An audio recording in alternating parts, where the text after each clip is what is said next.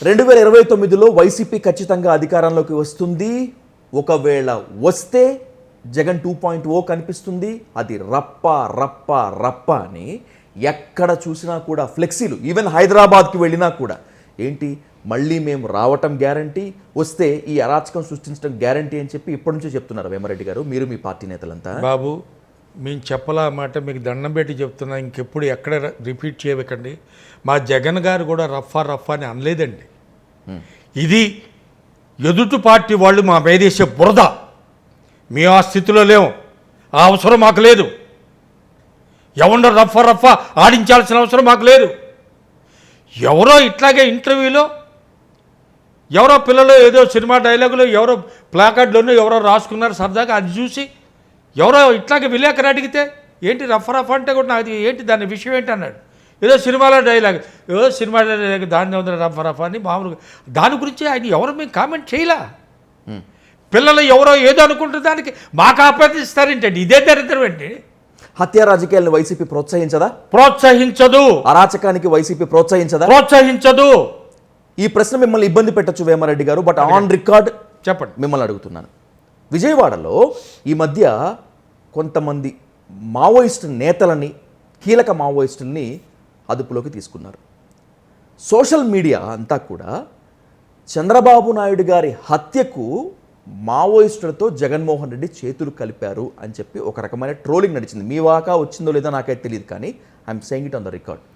చంద్రబాబు నాయుడు గారి హత్యకి వైసీపీ కానీ జగన్మోహన్ రెడ్డి కానీ ప్లాన్ వేస్తున్నారా, స్కెచ్ గీస్తున్నారా?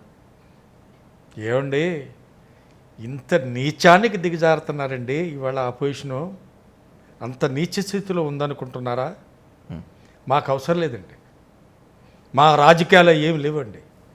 మా మీద బురద జల్లే కార్యక్రమాన్ని కొత్తగా సృష్టించారండి ఈ తెలుగుదేశం పార్టీ వాళ్ళు, ఈ కూటమి ప్రభుత్వం. మాకు ఎవరినో చంపించాల్సిన అవసరం, ఎవరినో చంపాల్సిన అవసరం మాకేంటి? మీ ప్రజాక్షేత్రంలోనే ఉంటాం, ప్రజల మన్ననతోనే మళ్ళీ మేము అధికారంలోకి వస్తాం.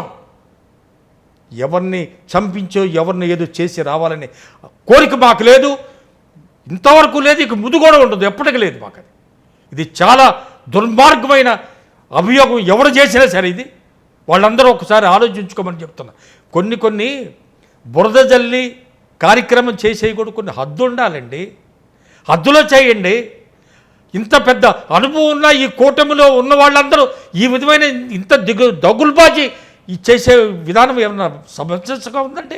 చంద్రబాబు నాయుడు గారి హత్యకు మావోయిస్టులతో జగన్ చేతులు కలిపారు, స్కెచ్ గీశారు అనేటువంటి దుర్మార్గమైనటువంటి ప్రచారాన్ని నేను కూడా ఒప్పుకోను. కానీ వేమారెడ్డి గారు, మేము ఎదుటివాడి చావు కోరము, బాగుకోరమే అంటున్నారు మీరు. డెఫినెట్లీ నడి రోడ్డులో ఉరి తీసినా తప్పు లేదు చంద్రబాబు నాయుడు గారు అన్నది మీ అధినేత జగన్మోహన్ రెడ్డి.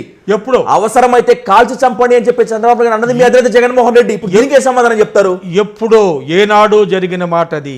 ఏనాడు ఇంత ఆయనకి సీఎం కాకముందు ఏనాడు సభల్లో బిగినింగ్ డేస్లో ఏదో జరిగిందో అది ఎంతవరకు ఏది నేను గ్యారెంటీకి చెప్పలేను. కానీ ఆయన ముఖ్యమంత్రి అయిన దగ్గర నుంచి ఏనాడు కూడా ఒక ఫౌల్ పదం కానీ ఆయన నోటి నుంచి రాదు కూడా. అసలు ఇవాళ రాజకీయం, ఇవాళ రాయలసీమలో ఉన్న ఈ ఫ్యాక్షనిజం అంతా కూడా ఎంత మూతపడ్డానికి, ఈ హత్యలన్నీ ఆగిపోవడానికి కారణం రాజశేఖర రెడ్డి గారు. రాజశేఖర రెడ్డి గారు ముఖ్యమంత్రిగా ఉన్నప్పుడు ఈ హత్య రాజకీయాలను ప్రోత్సహించాల, అక్కడి నుంచే స్టార్ట్ అయింది మాది. ఆయన వచ్చిన తర్వాత జగన్మోహన్ రెడ్డి గారు అదే అవలంబించారు. మేము కూడా ఏనాడు ఎవరిని హత్య రాజకీయాలు మేము ప్రోత్సహించం కూడా, మాకు అవసరం లేదు.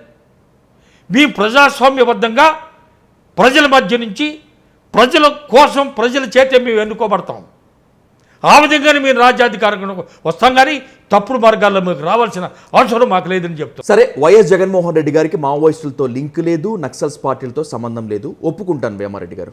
నాకు స్ట్రైట్గా ఆన్సర్ చెప్పాలి. ఎస్, నాకున్నటువంటి క్రెడిబుల్ సోర్స్లో మీరు కొంతకాలం అప్పటి పీపుల్స్ వారి కోసం పనిచేశారని, మీరు నక్సలైట్లతో కలిసి నల్లమల్ల అటవీ ప్రాంతంలో తిరిగారు, జత కట్టారని చెప్పి నాకు ఒక క్రెడిబుల్ సోర్స్ ఉంది. ఆన్ రికార్డ్ చెప్పండి, మీకు మావోయిస్టులతో సంబంధాలు ఉన్నాయా లేవా? నాకు మావోయిస్టుల సంబంధం ఉంటే నేనెందుకు ఎక్కడ ఉంటా బాబు?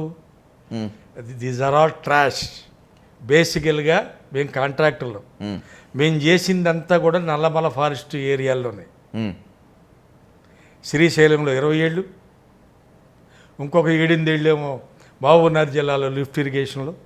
మొత్తం అంతా నల్లమల్ల ప్రాంతమే. నల్లమలే కాకుంటే వాళ్ళ తాలూకు ఎవడో ఒకడు వస్తాడు, ఏదో రూపాయి పాపాయి కోసం వస్తారు, ఏదో కాంట్రాక్టర్ అనేవాడికి కొన్ని తప్పవు. కాబట్టి అలాంటివి తెప్పిస్తే మాకు ఎవరితో సంబంధాలు లేవు, ఏ నక్సలైట్తో సంబంధం లేదు.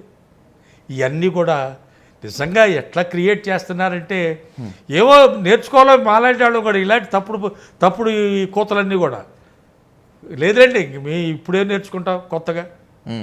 ఇలాంటి దుర్మార్గపు బురదలైటం ఇవన్నీ మాకు అయ్యే పని కాదులేండి. సరే, ఇది కూడా నమ్ముతాను, మీకు కూడా ఎక్స్ట్రీమిస్టులతోటి, విప్లవ భావజాలం ఉన్నటువంటి సంస్థలతోటి, వ్యక్తులతోటి సంబంధం లేదు, ఒప్పుకుంటాను. మీకు ఎందుకు లైసెన్స్డ్ గన్ ఉంటుంది మీ దగ్గర? దానికి ఒక స్టోరీ ఏంటంటే, నేను నాగార్జున సాగర్లో లెఫ్ట్ కెనాల్లో వర్క్ చేసేటప్పుడు ఆ చుట్టుపక్కల ఈ ఎస్టీ ట్రైబల్స్ ఈ తండాలు ఉంటాయి. అవును. నల్లగొండ జిల్లాలోనూ పేరు మోసిన దొంగ తండా అని పెద్ద ఫేమస్. అది జిల్లా మొత్తం కూడా పెద్ద పేరు ఆ తండాకి. ఆ పరిసరాల్లో మేము పనిచేస్తున్నాం.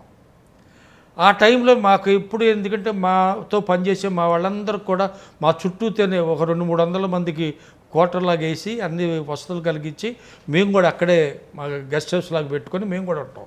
ఓకే, అది మా కల్చర్, మేము వచ్చిన విధానం.